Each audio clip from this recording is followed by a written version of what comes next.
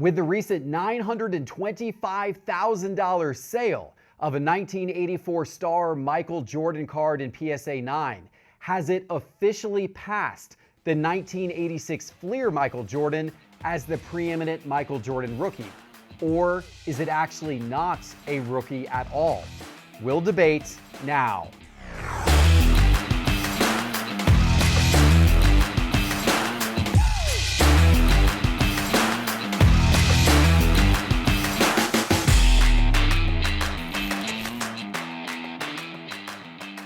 Hello, sports card investors, and welcome to another episode of Cards on the Table, perhaps a hotly contested episode, gentlemen. Teapot Doug, welcome to the show. Whenever I bring up the topic of Michael Jordan's rookie card, it always riles collectors up. And we've done a lot of coverage on this show and on the Jeff Wilson YouTube and podcast about the 1984 star Michael Jordan card and if that card should actually get billing in the market as the premier Michael Jordan rookie card, or if it will forever be the small younger sibling to the 1986 Fleer, what many consider to be the preeminent Michael Jordan rookie card. There's always a debate about this. There's always a debate as to whether the 1984 star card is actually a rookie card at all because it was not distributed in packs. You could only get it in team bags, in team sets. So some say that disqualifies it from being a rookie card. Others completely disagree. Well, the topic is now back to the forefront again because it was just a few days ago that Darren Rovell got news of a private sale of one of the, I believe, 3 PSA 9 copies of the 1984 star Michael Jordan card. It sold for $925,000. That eclipses the largest sale of all time of the 1986 Fleer card in a PSA 10, which sold for $840,000 at its absolute peak back in 2021. Jesse Craig, who helped broker the deal, said, quote, "It's finally time for collectors to wake up because they've been asleep at the wheel." Teapot, I'm going to start with you today. Have collectors been asleep at the wheel, or was this sale a monumental mistake? Well, I know you're big on this card. I know your guy Dave is big on this card. High-speed card chase on Instagram. There's others who are big on this card. Rick Probstein was high on this card when you talked to him. There's a lot of people who are high on this card. Here's what I'll say. I don't think it's ever going to supplant the 86 Fleer in terms of being iconic.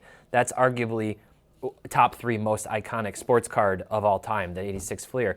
This one just happens to be more rare. There happen to be fewer, and there happen to be far fewer in good top-tier condition. For me, I would say yes, it's a rookie card. I mean, he was drafted in 84. It's a rookie card. It doesn't bother me too much that it wasn't pack-pulled, so to speak, or came out of a team bag. The design, I don't know, it's a little underwhelming. It kind of looks like a Topps design, like an old-school Topps design, but the photo is lame. It looks like a photo that Panini should use for Andre Drummond. He's coming down with the rebound, and instead they use Drummond dribbling all the time, but that's a different topic that maybe we'll get into later. So, I don't know, this one, it doesn't bother me too much. I think that's obviously a huge sale. Anytime there are private sales that are brokered, it's not that I raise my eyebrows about whether or not the deal actually happened, but it's hard to view them in the same lens that I would to a card that actually went out on open auction, where you know there's another person who was willing to pay one minimum bid increment less than what the price went for. So what's the demand for that card overall? I don't know. Okay, so it doesn't sound like it's changed your mind too much, but it's kind of an interesting data point to look at. I think it's a very interesting card. It's not one I'm particularly passionate about. Doug, how about you? Are you now more in on the 1984 star Jordan than ever before? Here is my hot take on the topic. Oh boy. I don't care. Okay. That's probably a little harsh. I don't have a strong opinion on this. These cards are so far outside of my realm on what I could actually obtain that I don't really think about these cards a lot. Putting this question to me, I recognize the 84 star is probably the true rookie. I don't really care that it wasn't pack pulled, and I 100% agree that the 86 Fleer is by far more iconic. We've got pictures of it in the office. We've got a picture of it somewhere out here in the card shop. That set, 86 Fleer, is one of the most iconic and recognizable sets, and that's the premier card from that set. So I don't think anything's ever going to replace that. And the dollar amount of the sale also doesn't really matter to me that much either. It could be just Dave. Dave could be the one propping this sale up, saying, No, look, I told you. It wasn't his card. Dave does own the other two PSA Right. 9s. Yeah, but yeah, so, there's who knows when a private sale occurs, Yeah. who bought it and why they're buying it. We've heard before that certain people won't let the PSA 10 86 Fleer drop below a certain price point. They're going to prop it up. Yep. Someone may be doing the same thing here just to push that narrative that this is the card, right? So the dollar amount does nothing for me. And I guess the debate rages on true rookie versus the most iconic card. Forgot to remind Doug we pay him for hot takes Yeah. before this, but Yeah, it's okay. sorry. This is a debate that will probably continue on for a really long time. I have been convinced after much discussion with many people in the sports card hobby. I have been convinced. I do personally recognize the 84 star as a rookie card. I think it's a rookie card. It came out his rookie year, as you said, or thereabouts. And the whole it's not pack pulled thing, it doesn't really bother me that much. I think there's kind of like a little bit of today. That would matter now for an ultra modern player. Yeah. to a degree. I mean, Topps like if now, you get, I don't know, it's a little different. I don't know, if you get a box of like Transcendent Baseball, it's got like a base set in there, a consistent base set across every box of Transcendent Baseball. So are those not pack pulled? I guess, right? So would you not consider different, but- a rookie card in Right. there to be an actual rookie card? I would still. It's Has got the a RC rookie badge card. on it. It's got a rookie card logo. I consider it to be a rookie card. If you buy a card out of a team set, factory set, team set, that's not a rookie. It's not a rookie card. I think it's just different today because there's so many different ones. Yeah, I'm not. I don't care about that distinction so much. I get that the long time in the hobby purists probably do, but that doesn't bother me. But the one thing for me is, as both of you guys have said, it's the look of the two cards. The 86 Fleer looks better. That said, I like both cards, and they both have a place, I think, in a collection, and I like both of them. So I will continue to own Star cards, and I will continue to own 86 Fleer cards, and I probably would display the 86 Fleer a little more, just because I think it's nicer to look at. But the 84 Star has a ton of significance, and I'm happy for this sale. I'm happy that this sale shows the significance of the card in the market. If you let me pick between the two, I would pick the Star. Okay. Just because of its rarity and its earlier age. 1,500 total Star cards have been graded between Beckett and PSA, compared to over 40,000 of the Fleer Jordans. Star Jordan versus Fleer Jordan, 1,500 to 40,000. So interesting stuff there. Also interesting is what is going on right now in PWCC's weekly auction. So I had to pick this. Of course, incredible timing. Somebody had submitted a 1984 Star Michael Jordan BGS 8.5 into this week's PWCC weekly auction. It ends this weekend. It's going to be fascinating to see what that goes for, and if that now gets a price bump in light of the PSA 9 sale. I'll be watching that closely. T-Paul, what are you watching at PWCC? You mentioned Topps Transcendent. Another product like that is Panini Eminence. Yep. And there's a 2018 Eminence Peerless Gold. It's a white box one of one. Lionel Messi with a really cool patch on it. PSA 6, but who cares about the grade? It's a sick one of one. It's a thick card. Yeah, how about you, Doug? Had to get back to my roots. 2020 Prism Tyrese Maxey White Sparkle. Yes. Had to get a Kentucky guy back in here. I Yes. feel like I've been neglecting them a little bit. Speaking of not exactly pack pulled, you have to get those White Sparkle packs straight from Panini through rewards. Still a pack, I guess, but whatever. Yeah, I mean, you see, that's also Semantics, iffy these right? days. Okay. It's also iffy these days. By the way, Tyrese Maxey, guy I will be looking to buy this off season. Should have a I'm monster watching year, his prices dip, liking what I'm seeing. I'm going to pick up some Tyrese Maxey for sure. Hey guys, all of these cards plus thousands more are on pwccmarketplace.com. And by the way, you can vault your cards there. When you do, make sure to use promo code SCI. You can vault like we vault here at Sports Card Investor. All right, guys, let's move on to Data Dive. Let's talk football cards for a couple of minutes. This last weekend, Teapot, you dove into the football card market. Quarterbacks, running backs, wide receivers. And you said the National is now 2 months away. Hard to believe, 2 months away to the National. Yeah. And you said, what are the football cards that you think there's opportunity to buy today and make profit on potentially at the National? And which ones would you stay away from? You kind of did a green light, yellow light, red light thing. Give me a few highlights, and then Doug and I are about to tell you where you were wrong. Yeah, well, football, we know, I think general consensus amongst us, most people, is it's generally best to sell sometime between the National and the regular season. Football season just gets super sticky with prices. I did talk about players who I thought had some in-season potential to go up. But that's like a total coin flip. I would say the players that I think, most notably are going to have buzz, already have buzz, and will going to the National. C.J. Stroud, Yep. Jordan Love, Yep. Anthony Richardson, Yep. Joe Burrow. Those 4 guys I think are up there. And then I would also throw maybe Mahomes, Lamar, Tua, and Purdy into the mix because of their chances to win, and maybe people are looking at them again. But those are the guys I kind of talked through, some wide receivers and running backs as well with some potential. There's other quarterbacks. So I don't know if any of those guys resonate with you, or if you have others that I might have forgotten, but those are the guys that I'd be looking at. I mean, I agree in terms of the hot quarterbacks. I think you're right. I mean, I have been picking up Anthony Richardson this offseason, not because I'm a real believer in Anthony Richardson's abilities in the NFL. I watched this guy, unfortunately, struggle for my University of Florida Gators pretty badly, and had trouble hitting a screen pass to a guy out in the flat. Although he, at the same time, would have some amazing highlight reels, unbelievable flashy runs. But I've always been iffy about his pro potential. I've been picking up some of his cards, not because I really believe in him long term. I'm sad to say that. I hope he's successful. This is reverse psychology. I hope he's successful. It's really I really funny. do. Right now, Jeff's saying, I don't believe in him. A month from now, the pump will come. No, I hope he's successful, but I've been picking up his cards because I do think he'll be hot at the National, and there will be a lot of trade interest. Doug, what do you think of this list, and anyone else on your radar? First of all, I want you to read my notes here. Jeff is trying to steal my shtick. I've got a whole thing ready for this, but that's fine. There you go. I'm not falling into this trap again. Yeah. This last year, we had a similar type of conversation, and I said I was as low as you could be on Jordan Love, and I felt pretty good about Justin Fields. And there was maybe a week, maybe 2 weeks where I felt pretty good, looking good. All right, like week 2, you were okay. Yeah, and then it completely fell apart, and it was revealed to everyone how big of an idiot I am. So I'm not doing it this time. Yep. I'm not going to stick my neck out and just be made a fool of again.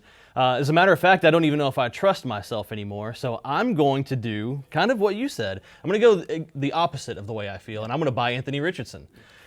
The reason why, because I don't believe in him at all. He was really bad in college. The game against Kentucky, he threw more touchdowns to us than he did you. Horrible. Probably his worst game. He hasn't completed an entire season of football since he was a sophomore in high school. He's had, 3 of the same shoulder injuries occur.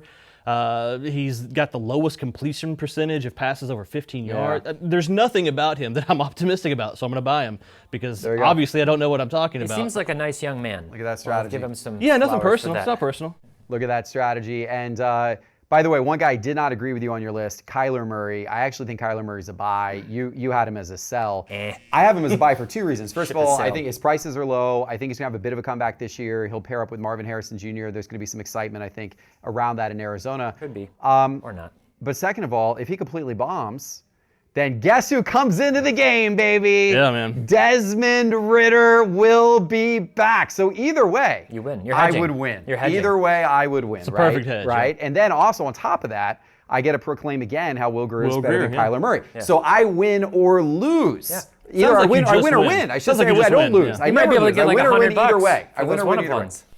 You might be able to get like $100 for those one of ones. Could happen. Could happen. Could happen. All right, guys, the Major League Baseball season is heating up, and so are these officially licensed Major League Baseball stand-up displays. The perfect way to display all of your baseball cards with the official team logos. You can get these right now by going to standupdisplays.co. And if you use promo code SCI, you're going to get a discount on standupdisplays.co. All right, gentlemen, let's get into the first mailbag today. I wanted to address NBA card prices. And in particular, there's been a lot of talk about Anthony Richardson.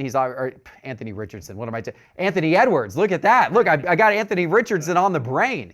Anthony Edwards card prices because obviously of just how crazy hot he's been in the Timberwolves. Specifically, his Prism Silver Rookie in PSA 10 up 113% in the last 30 days, currently sitting at price-wise almost $1,400.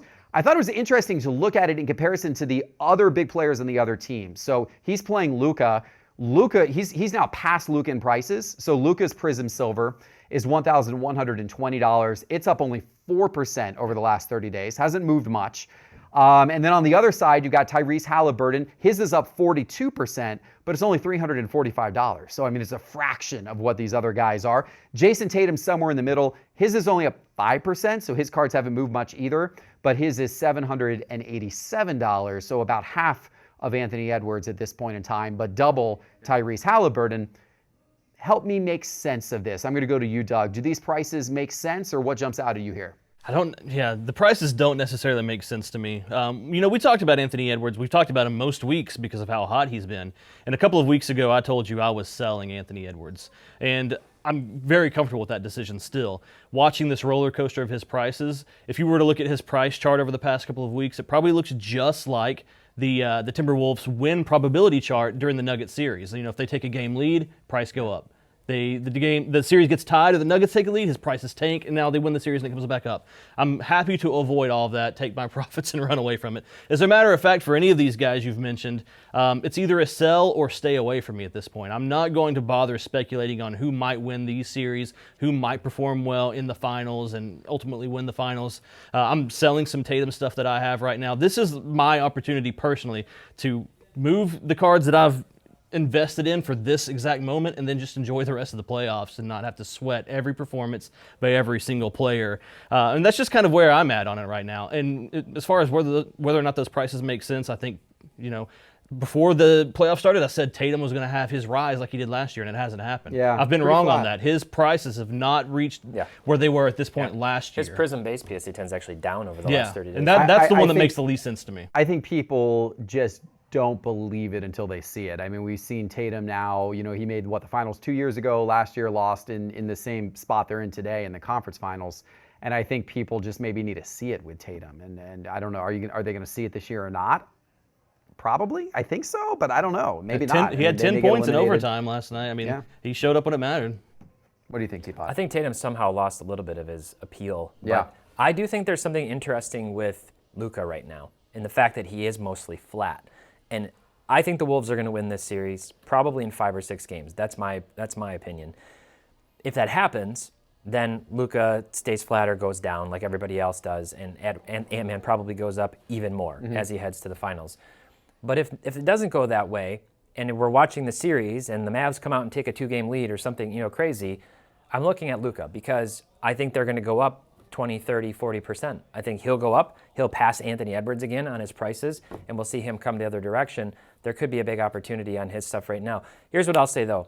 I think this is great for the hobby right now. I'm excited about seeing these irrational price swings happen again. And I mean that in the best way possible because the hobby's irrational. This is the game within the game that all of us who like to speculate and play, we enjoy this aspect of it. It feels very much like the bubble. Some people think it's wrong or it's scummy or whatever. It's we like it. It's very much like the bubble. I'd also like to warn people and to encourage them to be careful. Don't try to time the peak. Don't try to time the floor. Just take the money like Doug said. It's good advice and take the money and run. It has been fun to watch, and it's a roller coaster. I'm not sure I'd want to be on that roller coaster right now, but it's fun to watch the roller coaster. By the way, shout out Market Movers, where all of those charts and graphs come from, that you can track all of this down to the day. I thought you were about to shout out roller coasters. Roller coasters as well. Shout out roller coasters. All right, our final mailbag of the day, not such a good topic. There have been 74 2023 Panini Crown Royale Kaboom cards, the basketball cards, including a lot of those Victor Wembanyama's.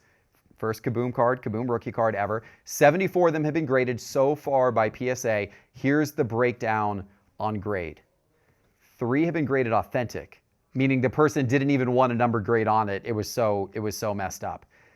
2 have been graded a 6. 31 have been graded a 7. 38 have been graded an 8. 0 have been graded a 9. 0 have been graded a 10. There is not a single Kaboom from this year's Panini basketball, from this year's Crown Royale basketball, that has been graded above an 8. Not a single one out of 74 that have been graded so far. Wow. I mean, that's damning. That is damning. This is one of Victor Wembanyama's most premier cards ever. Panini doesn't have the autograph license. That makes this card even more important and more critical. Yeah. The Kaboom is such a critical card. How do they do this bad of a job with the printing on it? How? How do they not look at this and go, you know what? We're going to reprint these because this card has significance in the hobby. This card matters to collectors. This card is the card that people are buying this product for because you're not really buying Crown Royale for much else than the Kabooms. You're not. You're buying it for the Kabooms. How did they not go? we got to stop the presses and fix the centering before we put it in the packs, because we know our customers care deeply about this card, and we've messed up the printing on it so badly that none of them will grade above an 8. Teapot, help me out here. Help me out here. I loved that. I'd like to turn my time back over to Jeff. That was like the little Stephen A. that shows up on my shoulder, hopped over to yours, plus George Costanza. That was fantastic. You ever have to give one of your good friends some really tough love feedback? Like, Panini, please. I can't take it anymore. Yeah. I have so many Panini cards in my collection. I like Panini products. I frankly wish we could still keep some Panini products in basketball and football going forward, but not if they're going to keep doing this crap. Not if they're going to keep doing this, because we are literally seeing Fanatics, just like we're seeing PSA, move in the right direction on so many different things, while others, rivals, other, grading company, they're all making the wrong decisions. And it feels like we're watching some of this stuff unfold in parallel universes. It's not just the off-center kabooms. First of all, why even put a design border element on the kaboom that has the potential to show the miscut? But secondly, and we talked about this, it's the soccer kabooms that they just screwed up and had gold soccer kabooms and black one-of-one soccer kabooms that we thought would be fully black. How cool to see that, and what is it going to look like? And we're all excited. And it's just they print the word on there again, and you barely even tell, and it's serial numbered. It doesn't even look, I think it actually looks worse than the regular kabooms. It actually looks worse than those. So they just continue to make these decisions. Who is running these things? Who is not inspecting the cards? Who is making these designs? Is this because Topps stole all the designers and now they just hired somebody off Fiverr? Like, I don't understand what's going on. I don't get it.